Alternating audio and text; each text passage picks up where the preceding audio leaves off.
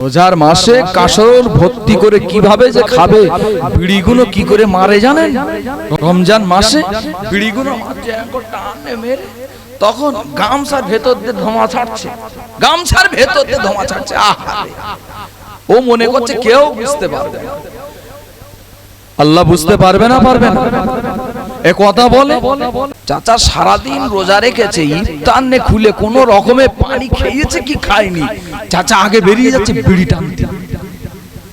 আগে বিড়ি, চাচার বিড়ি না যদি দেওয়া হয় না, চাচার রোজা মনে হচ্ছে যেন কেমন একটা যেন শর্ট মেরে দেছে।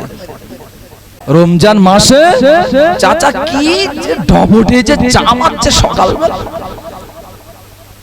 সকালবেলা কি ডবটে চামাচ্ছে, চামার স্টাইল। এই সমস্ত ব্যক্তিদেরকে মুমিন বলবে না, এরা ঈমানদার, এরা ঈমানদার। ফরজ রোজা ছেড়ে দিয়ে এরা ঈমানদার। আল্লাহ ঈমানদারের জন্য পাঠিয়েছে রোজা। বেয়াদব নামাজের ফরজ কোটা জানে না, আমার ফতোয়া ঝাড়ার বেলায় আছে। রমজান মাসে চাচা কি ডবটে যে চামাচ্ছে সকালবেলা, সকালবেলা কি ডবটে চামাচ্ছে, চামার স্টাইল।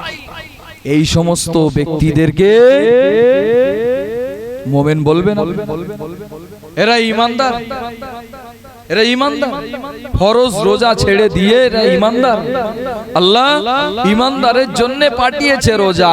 আল্লাহ ঈমানদারকে আল্লাহ পছন্দ করে বলেই, আল্লাহ বান্দা বান্দীদের পছন্দ করে বলেই আল্লাহ পাক এই রমজানুল মোবারক মাস পাঠিয়েছে।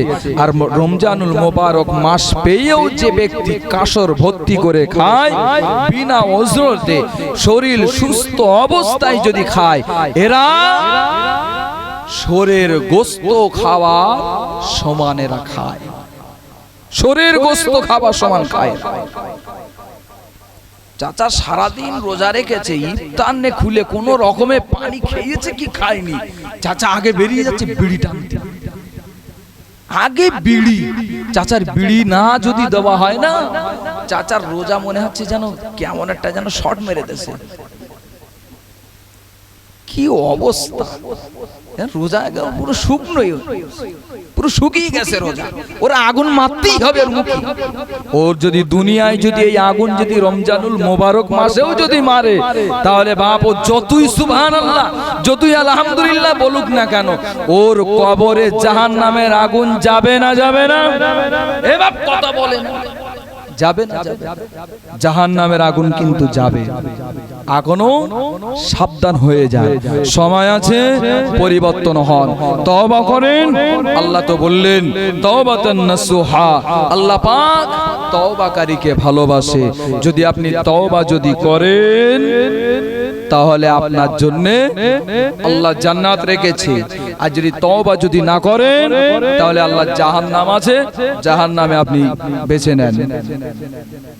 আপনার মতন নামধারী, নাম বেশ মানে নামধারী কোনো মুমিনের দরকার নাই। আপনার মতন বিড়িখোরের আমার ওয়াজের কোনো দরকার নাই। আপনার মতন রমজানুল মোবারক মাসের রোজা ছাড়া যে আপনি রোজা ছেড়ে দেন, আপনার কোনো ওয়াজ শোনানোর কোনো আমার প্রয়োজন নাই।